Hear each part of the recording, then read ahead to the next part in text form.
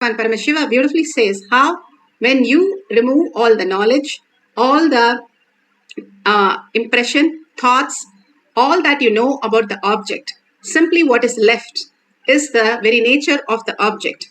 When you look at the very nature outside world, you love the nature because it's so empty and you can simply experience such a peaceful space. Same thing, when you become empty, simply you become the attraction of the higher consciousness. Bhagavan beautifully explains how mass attracts more mass. It gravitates. If you're in a deep depression, you're carrying a huge load which is not yours. But because you're carrying a huge load, you attract more depression, more problems, more sorrow, and more pain.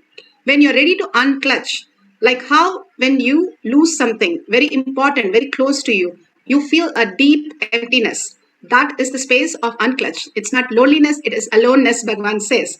The deep nothingness that you experience, here he says, there is nothing other than this exists. That is what you experience during your deep sleep.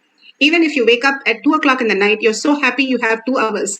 No other part in our life where we think 2 more hours of doing something is making us so joyful if we do it every single day and every single time the same way.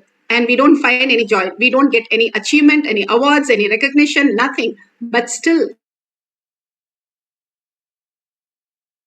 that beautiful space of unclutched. The more you are unclutched, empty, you are in the space of oneness with Paramashiva, and more you can attract when you stop attracting all this obsessive compulsive reactionary pattern and simply be in the presence, in the awareness that you are Paramashiva again and again. You simply drop your thoughts to zero and you become weightless.